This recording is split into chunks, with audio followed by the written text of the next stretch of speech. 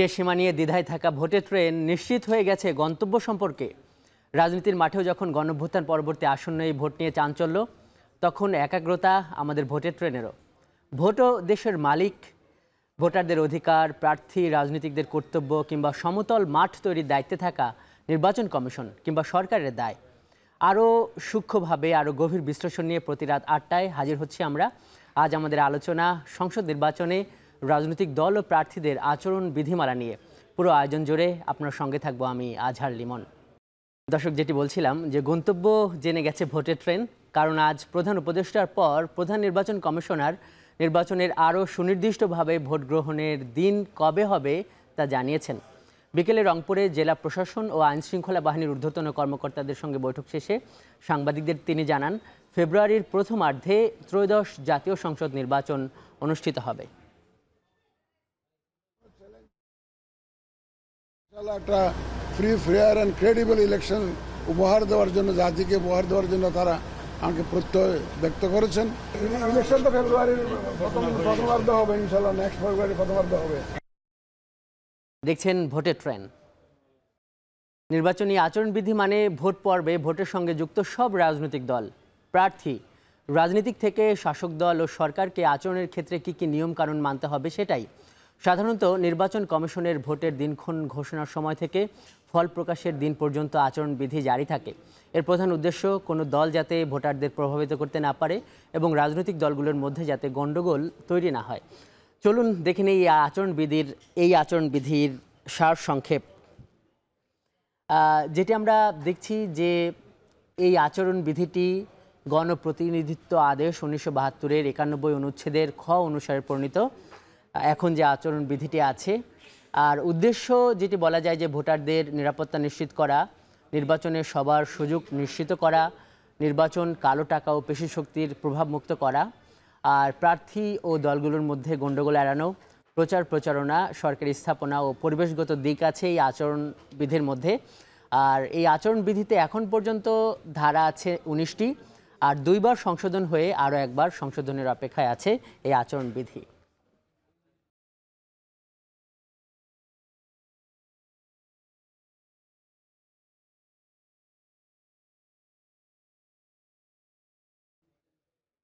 এটা স্পষ্ট, এই আচরণবিধি একাধিকবার পরিবর্তন হয়েছে, যেটা এখন আবার সংশোধনের অপেক্ষায় আছে। দেখা যাক যে এই আচরণবিধিতে এখন বা এই কী আছে।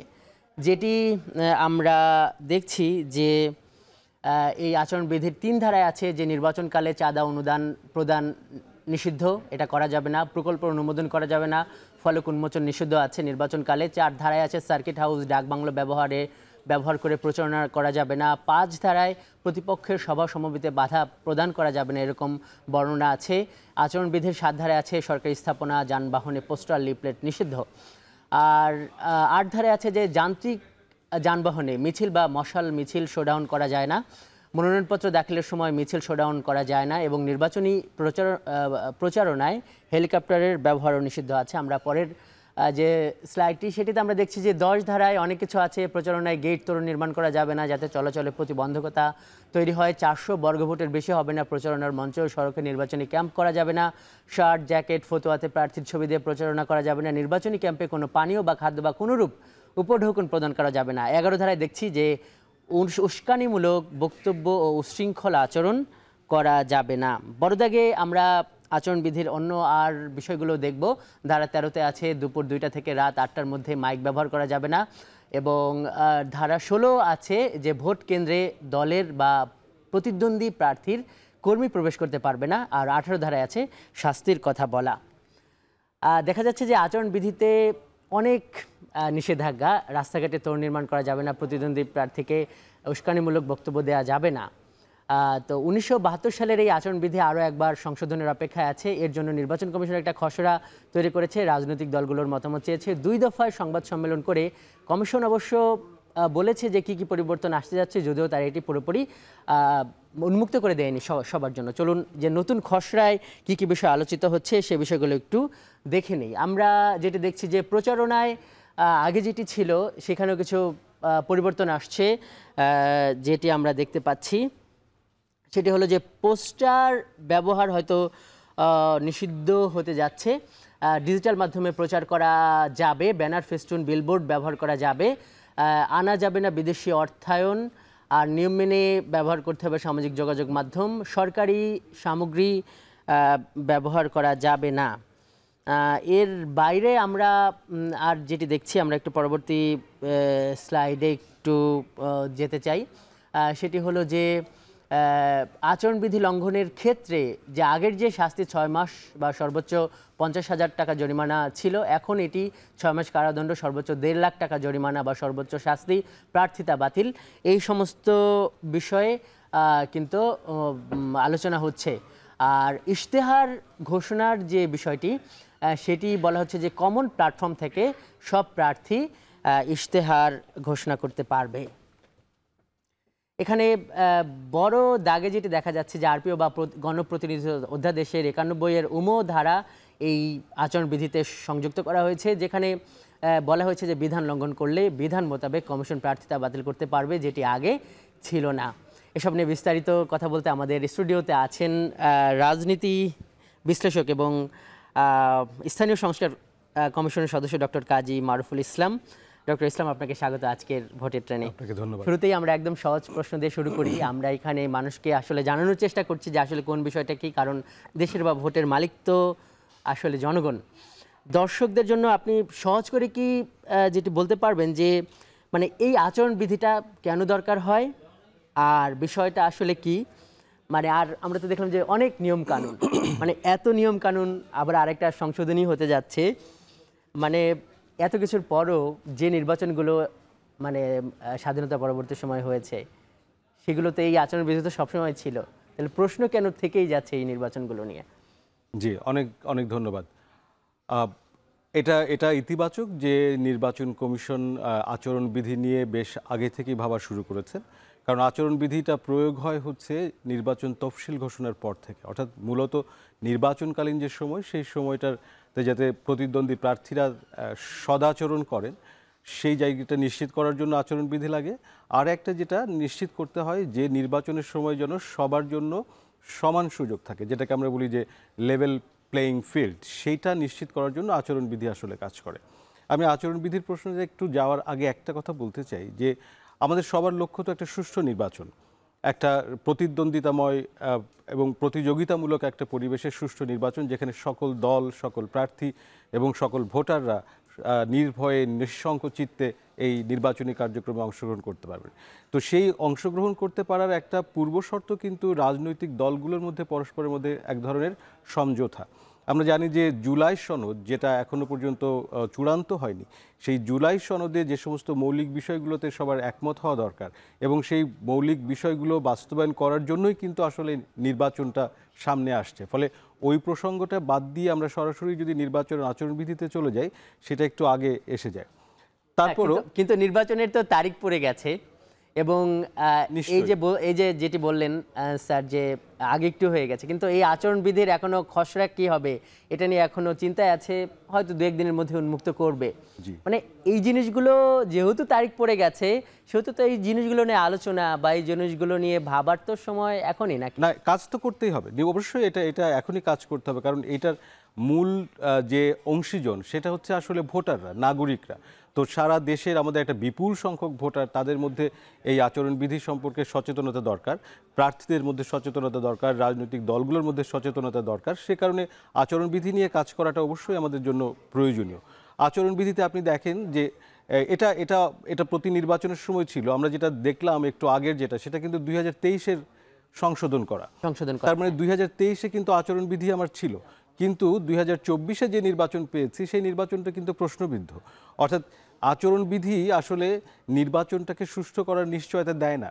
আচরণবিধি কতটুকু প্রয়োগ হলো, সেই প্রয়োগের জায়গাটা যদি নির্বাচন কমিশন ঠিক মতন কাজ করতে না পারেন, তাহলে আচরণবিধি আমরা সমস্ত নির্বাচনগুলোতেই দেখেছি যে অসংখ্যবার ভঙ্গ হচ্ছে। এই আচরণবিধি প্রয়োগের দায়িত্ব কার? এই আচরণবিধি প্রয়োগ দেখার জায়গাটা হচ্ছে নির্বাচন কমিশনের, কিন্তু আচরণবিধি মানে নির্বাচন কমিশন বলতে কি আমরা যে ঢাকার যে নির্বাচন কমিশন বুঝি বা কয়েকজন কমিশনার তাদের? নির্বাচন কমিশনের আমাদের জেলা পর্যায় পর্যন্ত উপজেলা পর্যায় পর্যন্ত কিন্তু অফিস আছে। তার যে কোনো জায়গায় যে কোনো ভোটার যে কোনো প্রার্থী কিন্তু রিপোর্ট করতে পারেন যে অমুক প্রার্থী অমুক দল এখানে আচরণবিধি ভঙ্গ করছেন, ফলে তার জন্য যে প্রযোজ্য শাস্তি সেই শাস্তির বন্দোবস্ত কিন্তু নির্বাচন কমিশন চাইলে করতে পারেন। কিন্তু আমরা অতীতে যদি দেখি তাহলে খুব প্রতীকী কিছু শাস্তি দেওয়া ছাড়া তেমন কিন্তু কোনো কার্যকর শাস্তি হয়নি। যেমন আপনি দেখলেন যে এখানে টাকা দেওয়ার প্রসঙ্গ এসেছে, অর্থাৎ ভোটারদেরকে বা অন্য প্রার্থীদেরকে বিভিন্ন রকমের উপঢৌকন দেওয়া, অর্থ দেওয়া, এগুলো কিন্তু নিষিদ্ধ। কিন্তু বাস্তবতা হলো, বাস্তবতা তো আমরা মানুষের কথাও শুনবো এই বিরতির পরে, আমাদের সঙ্গে রাজনীতিকরাও যুক্ত হবে, মানুষেরাও বলবে। কিন্তু প্রতিটি নির্বাচনে আমরা যেটি দেখি যে এত এত নিয়মকানুন যে থাকে, কিন্তু কোন একটি প্রার্থিতা বাতিল হয়েছে কিংবা নির্বাচন বাতিল হয়েছে এই উদাহরণ তো খুবই কম।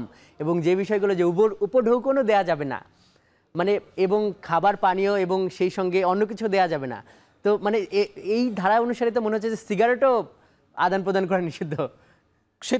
সেটা করার কথা, কিন্তু একটা জিনিস যেটা ছিল না, যেমন কিন্তু প্রার্থিতা বাতিলের যে সিদ্ধান্ত সেটা কিন্তু 2023-এর আচরণবিধিতে নাই, যেটা আবার নতুন করে আরপিওতে ছিল। আরপিওতে ছিল, কিন্তু এটা আবার নতুন করে আচরণবিধিতেও নিয়ে আসার চেষ্টা করা হচ্ছে। অর্থাৎ 6 মাসের কারাদণ্ড এবং 50,000 টাকার যে জরিমানা, তার সঙ্গে প্রার্থিতা বাতিলের যে সিদ্ধান্ত সেটাও কিন্তু এখানে আনার প্রসঙ্গ নিয়ে আলোচিত হচ্ছে। তো সেটি যদি আসে, সেটা নির্বাচন কমিশনের যে ভূমিকা, তার যে ক্ষমতা বা তার যে কর্তৃত্বের পরিসর, সেটাকে আরও একটু শক্তিশালী করবে। কিন্তু আবারও বলি যে নির্বাচন এই আচরণবিধি দিয়ে কিন্তু প্রার্থীদের আচরণকে নিয়ন্ত্রণ করা খুব মুশকিলের জায়গাটা হচ্ছে এ কারণেই যে এটা বিশাল বিশাল পরিসর।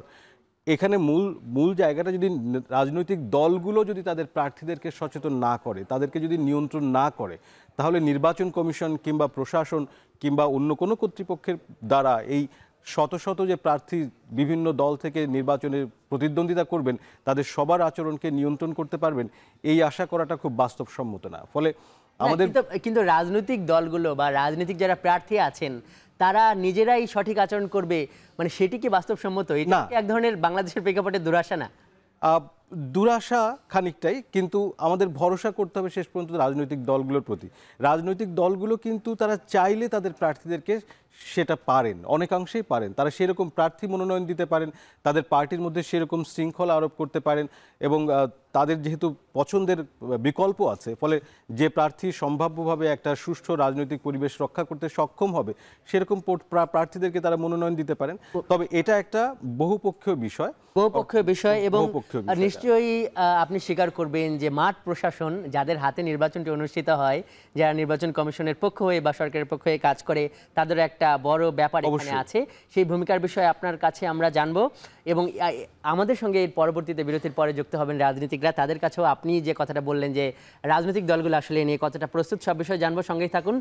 কাজী মারুফুল ইসলাম। দর্শক, ভোটের ট্রেনে যাচ্ছে একটি বিরতিতে, সঙ্গেই থাকুন।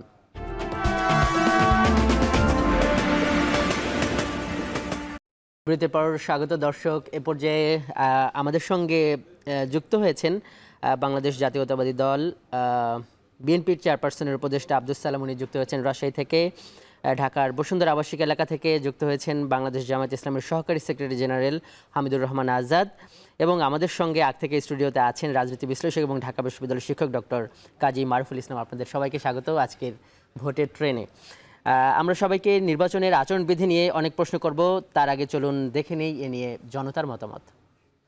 নানা আন্দোলন সংগ্রামের উর্বর ভূমি রাজশাহী বিশ্ববিদ্যালয়ের এই প্যারিস রোড, যেখানে 24-এর আন্দোলন হয়েছে খুবই বলিষ্ঠভাবে।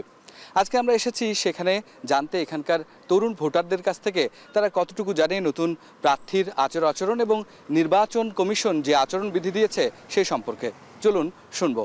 দেখেন, জুলাইয়ের পরে আমরা যে জিনিসগুলো চেঞ্জ চাই, তার ভিতরে অন্যতম একটা বিষয় হচ্ছে যে পলিটিক্যাল যেই রাজনৈতিক সংগঠনগুলো আছে এগুলোতেও মানে চরম লেভেলের রিফর্ম প্রয়োজন। আচরণবিধি, এই যে পাল্টা সমাবেশ দেওয়ার যে ব্যাপারটা, এটা মানুষকে অনেকটাই মানে করে তুলে, আতঙ্কিত করে তুলে। তারপরে সন্ত্রাসী কাণ্ড তো হয়েই থাকে বিভিন্ন জায়গায়, এবং অপরাজনীতির একটা বিশাল প্রবণতা এখানে থাকে। তো রিফর্ম করতে হবে আসলে সেন্ট্রালি।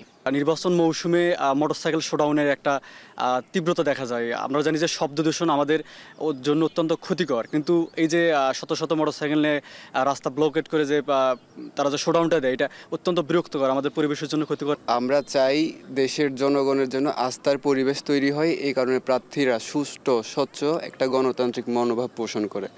তাদের আচার আচরণ অবশ্যই সম্মানজনক হতে হবে, তাদের দেশের জনগণের কল্যাণমুখী মনোভাব থাকতে হবে। ভোটের যে একটা মূল্য সবচেয়ে বেশি বোঝাতে হবে, যে একজন মানুষের যে ভোটের মূল্য, তার এই একটা ভোটের উপরে কিন্তু পরবর্তী বাংলাদেশ কেমন হবে এটা নির্ভর করে। কিন্তু তার এই ভোট কিন্তু তারা টাকার কাছে বিক্রি করে দেয়, তাদের হচ্ছে এই সাময়িক সুবিধার জন্য। কিন্তু তার এই একটা ভোটই যে কত মূল্যবান, এটা দিয়ে যে একজন মানে সব বাংলাদেশকে বিক্রি করে দিতে পারে, এটা কিন্তু জানে না। আর এই বিষয়টা বেশি বেশি প্রচার করা দরকার।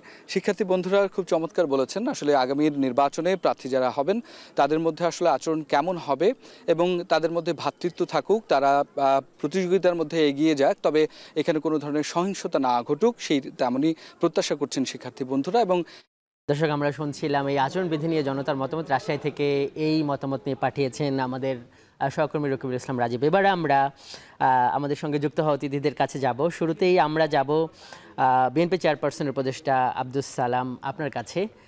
সালাম ভাই, মানুষেরা বলল যে এই পাল্টা সমাবেশ, তারপর আপনি হয়তো শুনছিলেন, তারপর মোটরসাইকেল শোডাউন, এগুলো তারা মানে চায় না এই নির্বাচনে। আপনার কাছে দুইটা প্রশ্ন করব, এই ব্যাপারে আপনি কি বলবেন? এই বিএনপি নির্বাচনী প্রচারণা এগুলো করবে কি না? আর দ্বিতীয়ত হলো যে যেহেতু এই আচরণবিধিটা সংশোধন বা এই খসড়াটা তৈরি হচ্ছে, আপনারা সেখানে বড়দাগে কী কী প্রস্তাব দিয়েছেন?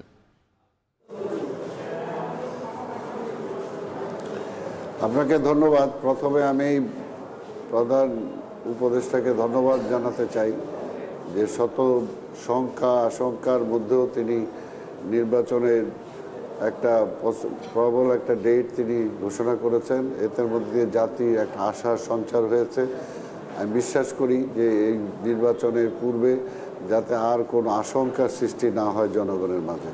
আর আরেকটা যেটা কথা বলবো, যে সব কিছুই শুধু রাজনৈতিক দলকে দায়ী করা বা তাদেরকেই চিহ্নিত করা যে তারা ইচ্ছা করলেই পারে না, তারা ইচ্ছা করলে পারে না, পারে হলো প্রশাসন। কারণ আমরা এর জন্যই সবচেয়ে বড় কথা যে আমরা তত্ত্বাবধায়ক সরকার অধীনে নির্বাচনটা চাই বা নিরপেক্ষ সরকার অধীনে নির্বাচনটা চাই এই কারণেই। কারণ যখন একটা কিংস পার্টি থাকে তখন কিন্তু সে কোনো আইন মানে না, এবং সেখানে কিন্তু সমস্ত কিছু ব্যত্যয় ঘটে, কালো টাকার প্রভাব কিন্তু সেখানেই হয়। 18 সালে আমরা নির্বাচন করেছিলাম, আমি নিজে প্রার্থী ছিলাম। সেখানে আমি প্রধান নির্বাচন কমিশনারের কাছে যে আমার 3টা থানা মোহাম্মদপুর, আদাবর, শেরেবাংলানগর, প্রেসিডেন্ট সেক্রেটারিকে নিয়ে কমপ্লেন করলাম যে আমি নির্বাচন করতে পারছি না। এবং এখানে যেটা পরিষ্কার আমি বলেছি সে সময় যে আমার মনে হয় না যে আমার প্রতিদ্বন্দ্বী কোনো রাজনৈতিক দল, আমার প্রতিদ্বন্দ্বী প্রশাসন, একদম পরিষ্কার কথা। কাজেই প্রশাসন যদি নিরপেক্ষ থাকে তাহলে নির্বাচন নিরপেক্ষ হবে। আর প্রশাসন যদি আইনের প্রয়োগটা করে তাহলে অবশ্যই, যেমন আজকে এই মোটরসাইকেলের কথা বললেন, আরও যে কথা বললেন, এটাতে তো কোনো আপত্তি নাই। অর্থাৎ সবাই মিলে আমরা যে আচরণবিধিটা ঠিক করব, এই আচরণবিধিটা যদি কেউ ভঙ্গ করে তাহলে তাকে আইনের আওতায় আনা হবে। যদি এটা হয় তাহলে দেখা যাবে যে অনেক সমস্যার কমে আসবে। তবে আরেকটা যেটা বলবো, যে কোনোভাবে জনগণকে কোনো এমন কিছু করে আতঙ্কিত করা ঠিক হবে না, যে জনগণ আতঙ্কিত হয়ে যায় নির্বাচন এই হবে ওই হবে। এখন জনগণ স্বতঃস্ফূর্তভাবে দীর্ঘ 15 বছর তারা ভোট দিতে পারে নাই, কাজে জনগণ ভোটের জন্য অপেক্ষা করছে।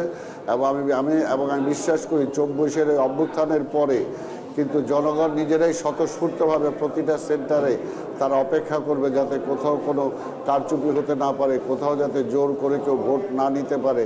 কাজে সেই রকম একটা পরিস্থিতি বিরাজমান হবে প্রত্যেকটা এলাকাতে। সেখানে একটাই হবে, সরকার যদি নিরপেক্ষ থাকে, সরকার যদি কোনো পার্টির প্রতি তার মানে দয়ালু বা তার আচরণ যদি তার পার্টির পক্ষে না যায়, তাহলে এখানে কোনো সমস্যা হবে না। আর কালো টাকা তো অবশ্যই দমন করতে হবে। কালো টাকা দিয়ে যারা প্রভাব বিস্তার করে, সরকার জানে, প্রশাসন জানে কাদের কাছে কালো টাকা আছে।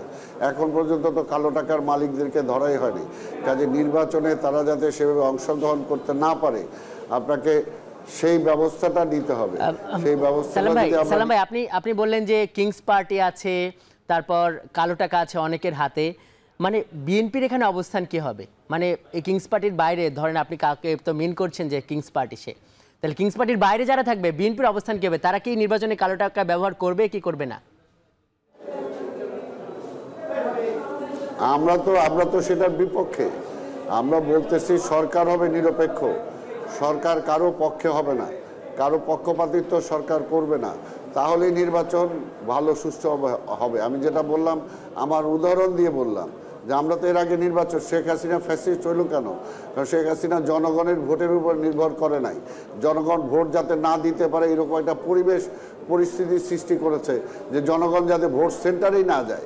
কাজে এই সরকারকেও বলবো যাতে এমন পরিবেশ যাতে সৃষ্টি না হয় যে জনগণের একটা আতঙ্কিত সৃষ্টি করা, যে জনগণ ভোট সেন্টারে যাইতে অনীহা প্রকাশ করে, এমন কোনো কিছু করা ঠিক হবে না। সালাম ভাই, মানুষের কাছ থেকে দুইটা প্রশ্ন আসছে, আপনাকে সেই দুইটা প্রশ্ন একটু কনভে করি আমি, যে তারা চায় না যে নির্বাচনে পাল্টে সমাবেশ কেউ ডাকুক রাজনৈতিক দল বা প্রার্থীগুলো, এবং তারা চায় না মোটরসাইকেল শোডাউন। এই ব্যাপারে আপনি কি বলবেন?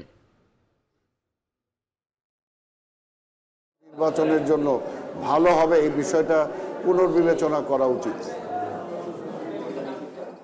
জি জি সালাম ভাই, আপনাকে ধন্যবাদ। আমাদের সঙ্গে আছেন বাংলাদেশ জামায়াত ইসলামের সহকারী সেক্রেটারি জেনারেল হামিদুর রহমান আজাদ। আজাদ ভাই, আপনাকে স্বাগত ভোটের ট্রেনে। আপনার কাছে যাই, এইখানে এই কালো টাকা নিয়ে একটা প্রশ্ন আসছে, সেই জায়গায় মানে বিশ্লেষকরা যেটি বলেন যে কোনো নির্বাচন কালো টাকার বাইরে হয় না এই দেশে। বিভিন্ন পলিটিক্যাল পার্টিসগুলোকে মানে সরকার দলকেও এই যারা কালো টাকা উৎপাদন করে তারা টাকা দেয়, আবার বিরোধী দলে যারা থাকে তাদেরকেও টাকা দেয়। মানে জামাতের এখানে অবস্থানটা কি হবে?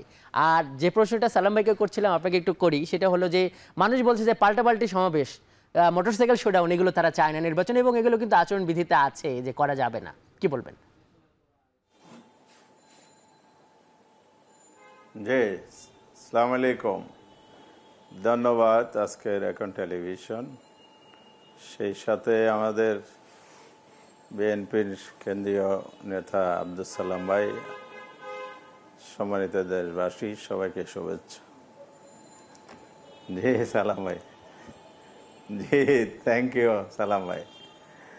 তো আজকে আমি সালাম ভাই যে বিষয়টা বলেছেন শুরুতে, আমি সেই বিষয়টির অবতারণা করতে চাই। দেশে দীর্ঘদিন ধরে জল্পনা কল্পনা ছিল নির্বাচন হবে কিনা, সংশয় ছিল। সংশয়টা ছিল যে কখন হচ্ছে, আদৌ হবে কিনা এগুলো। তো সরকার, মাননীয় উপদেষ্টা সেই সংশয়ের অবসান ঘটিয়েছেন নির্বাচনের টাইমলাইন ঘোষণা করে। আমরা আমাদের দলপক্ষ থেকে এটাকে ইতিবাচকভাবে দেখছি। কারণ হচ্ছে দীর্ঘদিন অনির্বাচিত সরকার ক্ষমতায় থাকা এটা প্রত্যাশিত নয়।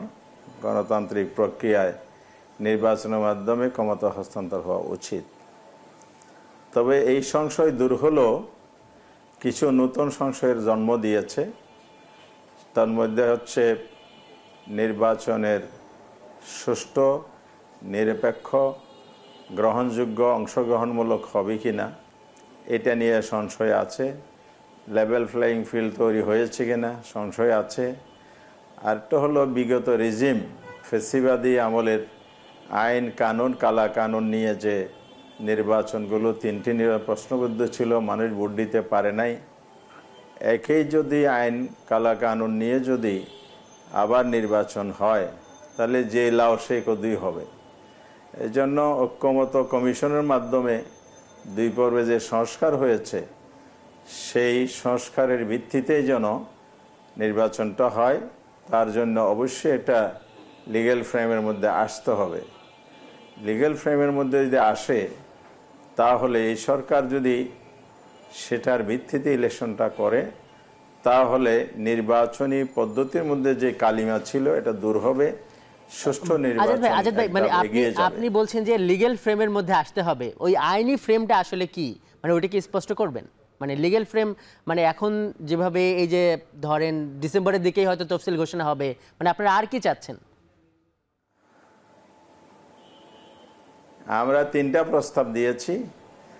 একটা হলো LFO, legal frame of order 1970, যেটার ভিত্তিতে 70-এর নির্বাচন হয়েছিল এবং নির্বাচিত সেই পার্লামেন্টেই গণপরিষদে 1972 সালের স্বাধীনোত্তর বাংলাদেশের সংবিধান রচনা করেছিল, সংবিধান অনুমোদন করেছিল।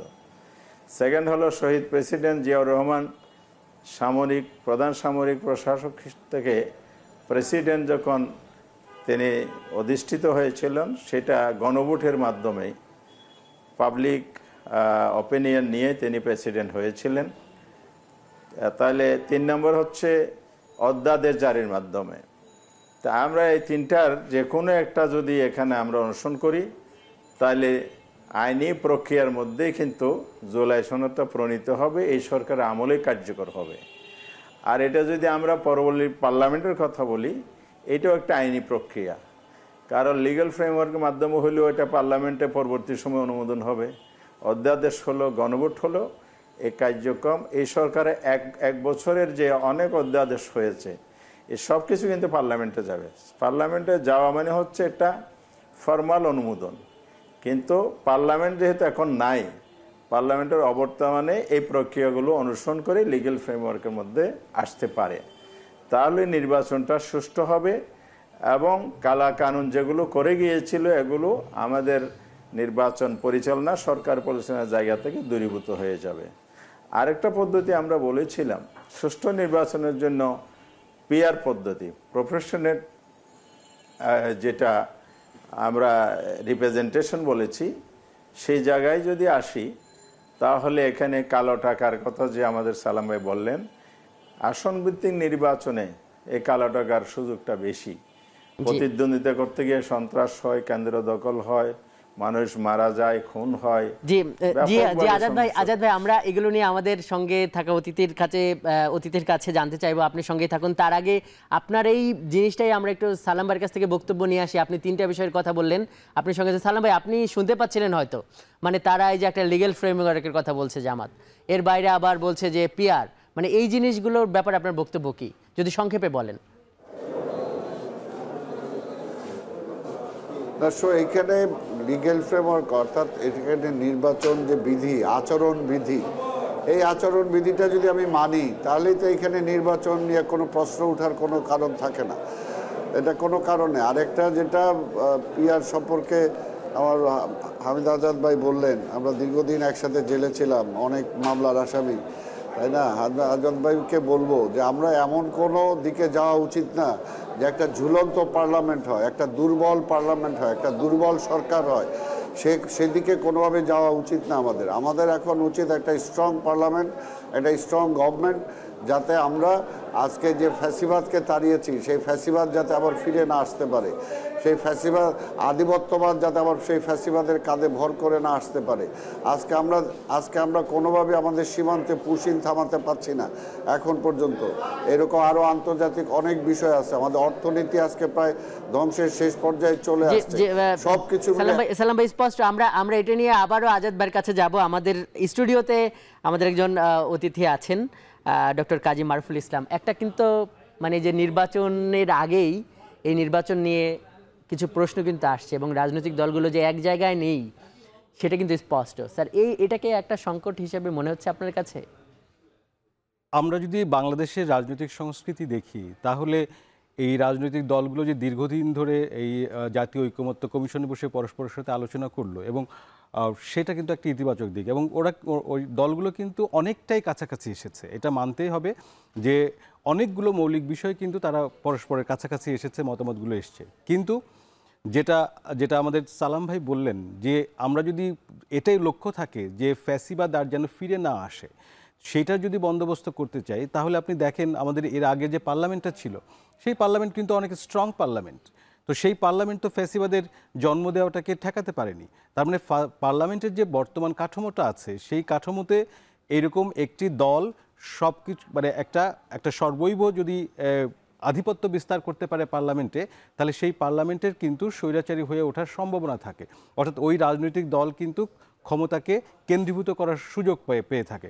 ফলে এই পার্লামেন্টের যে গঠন, সেটা নিয়ে কিন্তু আমাদের মধ্যে দলগুলোর মধ্যে এখনও মতপার্থক্য আছে, এবং জনমতের যেটা একটা বড় প্রতিফলন, তারা কিন্তু চেয়েছে যে এই পার্লামেন্টেরও একটা ব্যালেন্স করতে, যে ক্ষেত্রে আমরা অনেকেরই দাবি বলেছেন, জাতীয় ঐকমত্য কমিশন আলোচিত হয়েছে যেটা এক কক্ষের জায়গায় দ্বিকক্ষ হবে, উচ্চকক্ষে পিয়ার হবে, কিন্তু কিন্তু ডক্টর ইসলাম, যেটি ব্যাপার যে এইগুলো তো পাশ হওয়ার জন্য তো মানে সাধারণত আইনসভায় এগুলো র্যাটিফাই হয়, সেই আইনসভাটা তো এখন নাই। সেই জায়গায় এখন করণীয়টা কি? এই আগামী ইলেকশনটা কিভাবে হবে সেই প্রশ্ন, যেমন এই জামাত ইসলামের যিনি আজাদ ভাই বলছিলেন যে তারা এই নির্বাচনেই সেটি চান, তার কথা এটা স্পষ্ট।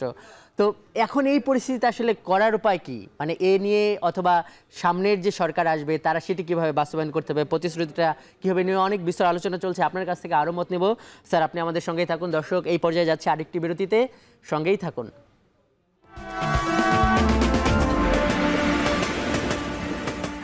বিরতির পর স্বাগত। দর্শক, দেখছেন ভোটের ট্রেন। আমরা আলোচনায় যাব, তার আগে চলুন দেখে আছি আজ ভোটের মাঠে রাজনীতিকরা কি মন্তব্য করেছেন।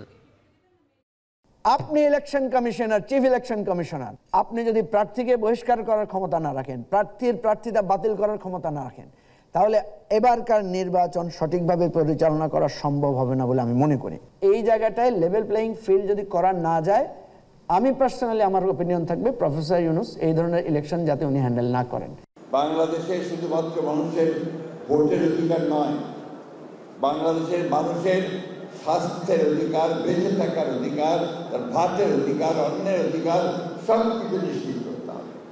গণতন্ত্রের ভিতকে ধীরে ধীরে আমাদেরকে মজবুত করে গড়ে তুলতে হবে। সেটি বাংলাদেশের সকল পর্যায়, স্থানীয় সরকার পর্যায় থেকে শুরু করে জাতীয় পর্যায় পর্যন্ত। এসব নিয়ে আমাদের সঙ্গে থাকা অতিথিদের মন্তব্য জানবো। আমাদের সঙ্গে আছেন তিনজন অতিথি। শুরুতেই এবার আমরা বাংলাদেশ জামাত ইসলামের সহকারী সেক্রেটারি জেনারেল হামিদুর রহমান আজাদ ভাই, আপনার কাছে যাই। যেটি এর বিরতির আগের আলোচনায় যেটি আব্দুস সালাম ভাই বলছিলেন যে পিআর চাওয়া মানে হলো এমন একটা সরকার চাওয়া যেটা অস্থিতিশীল, এবং দেশ গণঅভ্যুত্থান পরবর্তী সময়ে দেশকে নিয়ে নানা ষড়যন্ত্র আছে, নানা ধরনের অস্থিতিশীলতা আছে। আজাদ ভাই, সেই প্রশ্নের ব্যাপারে কি বলবেন যেটি আব্দুস সালাম ভাই করলেন?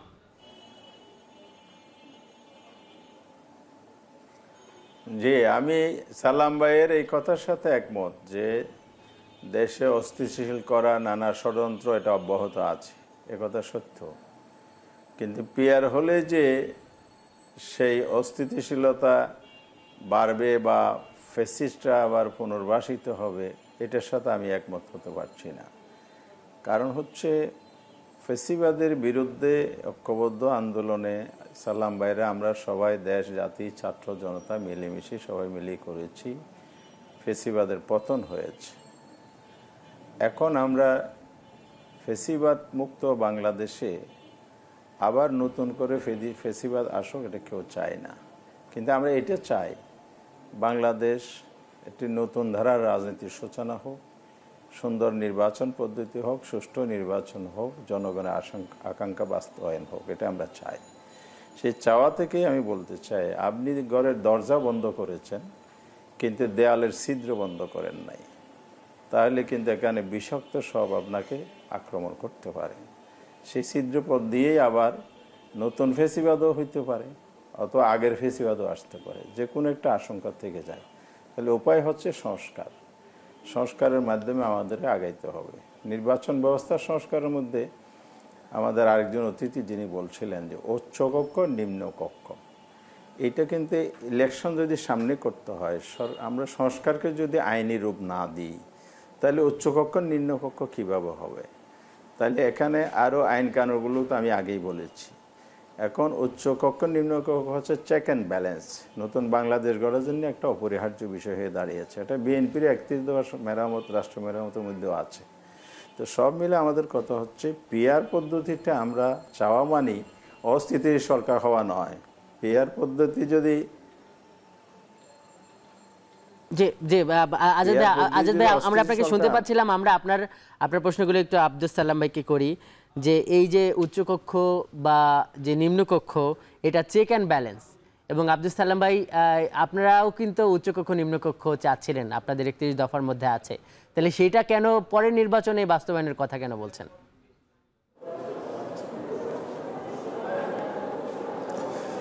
না, আপনাকে ধন্যবাদ। আসলে আমি আমার জানেন যে আমি রাজশাহী সম্মেলন কালকে আমি এখানে শত শত লোকের পরিবেষ্টিত আছি। হামিদ আজাদ ভাইয়ের কথা পুরোপুরি শুনতে পারলে আমার কাছে ভালো লাগতো। তো আমার মনে হয় যে আমরা যেটা বুঝাতে চাচ্ছি যে হামিদ আজাদ ভাইকে বলবো যে আজকে দেশের বাস্তব অবস্থাটা বিবেচনা করে এখন আমাদের একটা নির্বাচিত পার্লামেন্টটা সবচেয়ে বেশি জরুরি। এই মুহূর্তে যতটুকু আমাদের মধ্যে ঐক্যবদ্ধ সৃষ্টি হয়েছে সেটাকে নিয়ে আমরা নির্বাচনে যাই এবং নির্বাচিত একটা পার্লামেন্ট আসুক। আপনারা জানেন যে আমাদের নেতা দেশনায়ক তারেক রহমান ইতিমধ্যেই বলেছেন, আগেই বলেছেন, বারবার বলেছেন যে আজকে দেশটা ধ্বংসের দ্বার প্রান্তে চলে গেছে। এমন কোনো সেক্টর নাই যেটা ধ্বংস করে যায় না এই ফ্যাসিবাদ। কাজে এই মুহূর্তে সেটাকে যদি আমাদেরকে রিপেয়ার করতে হয়, সংস্কার করতে হয়, তাহলে আন্দোলনকারী সকল রাজনৈতিক দল একত্র হয়ে আমাদেরকে সেটা রিপেয়ার করতে হবে। এবং সেই কারণে তিনি বলেছেন বিএনপি এককভাবে নির্বাচিত হলেও আন্দোলনকারী সকল দলকে নিয়েই আমরা সরকার গঠন করব। আমার মনে হয় যে আমাদের মধ্যে হামিদ ভাইকে অনুরোধ করব যে আমাদের মধ্যে আর দূরত্ব না বাড়িয়ে আমরা এখন একটা পার্লামেন্টে যাই, পার্লামেন্টে তারপরে আরও বহু কিছু হবে আমরা ডিসাইড করতে পারবো।